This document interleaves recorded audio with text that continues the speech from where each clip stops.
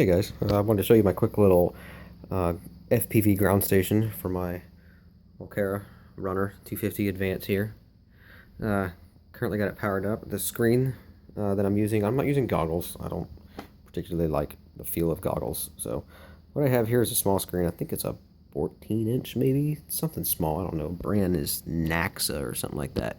And what it actually is a 12 volt, runs off a car input screen. It just plugs into the side. It's got a whole bunch of little inputs and even outputs on the side. It's got a built-in DVD player. All the buttons are along the top. And what I did was take a cheap video 5.8 receiver and actually open it up. It's mounted inside there. You can kind of see it clear in there, and just made a hole, stuck the antenna out of it. There we go. All in one, monitor, receiver, everything. Since it's 12 volts, the 5.8 receiver is also 12 volts. So when I opened it up, I soldered the power leads directly to the board inside the monitor to pull the 12 volts from the plug-in that usually plugs into the car. In the video outputs, I soldered directly to the board inside the receiver to the video input on the monitor itself. So the monitor is still fully usable as, a car DVD player or whatever you want to use it for, but it's also usable for this FPV setup using the auxiliary or RCA inputs. Now, I'll show you real quick here. What I'm powering it from is I just have a couple of 3000 milliamp hour 3S lipos that I originally bought for my Volcara, the Runner 250, but I don't know if you can see that there. They've only got a 10C discharge, and I did not notice that when I ordered them, which is not a big deal. They were like, I think, 10 bucks a piece. There's Turnigy Multi-Stars off of Hobby King.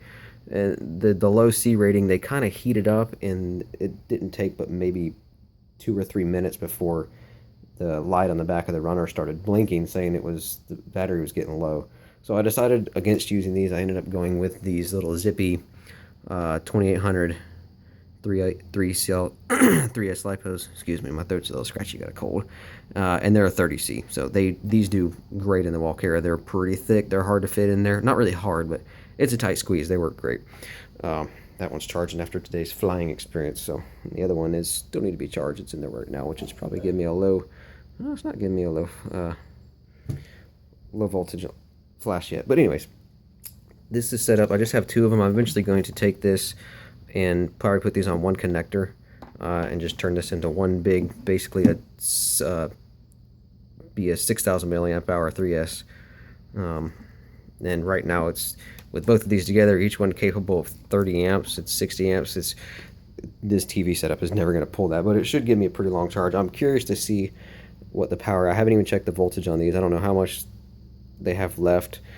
I ran the monitor with them on it today for probably 30 minutes maybe, and but they should have a pretty good charge still left on them. But basically, right now this is hot because this is plugged into here. Let's see if I can do this one-handed. Plug that in like a normal car outlet. You can see the light comes on. Get a light on the front of this. Volcara is on, so press the power button. It'll boot up.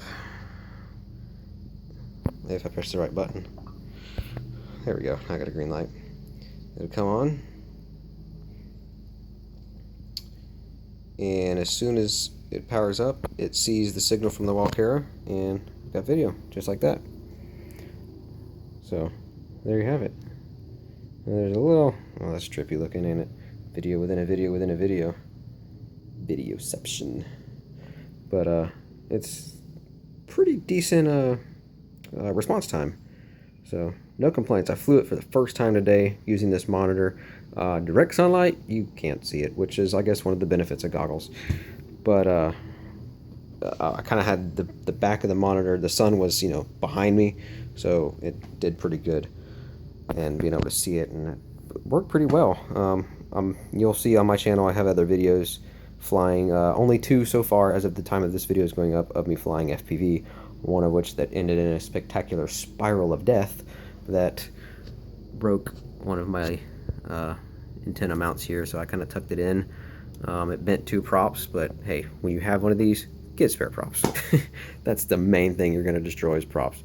It busted, when it landed, it broke these 2 props. Well, really bent up the front one, sort of bent up the rear one. I replaced them both, tucked this wire around, had it back up in the air in 5 minutes. This little Volcara can take a beating. I was probably 70, maybe 60, 70 feet up when it happened. Honestly, I was flying a line of sight when it happened. So it took it pretty well. Um, but anyways, yeah, I just want to show my little FPV setup here. It's portable. I have a little bag here that I'll carry. I actually have a remote for it, and I even have a home adapter with a 12-volt outlet if I ever, for some reason, need an extension cord, or if I have an extension cord or power to do that. So it's usable in any way. I can plug it in the wall, I can plug it into a car cigarette lighter, or I can run it off the batteries and be completely portable. And so far, it's worked great. This is my first FPV setup I've ever had. Matter of fact, this Walkera is the first FPV I'm not going to say drone, I hate using the word drone, quadcopter I've ever had that's had, FPV camera or any of that. I've had several in the past.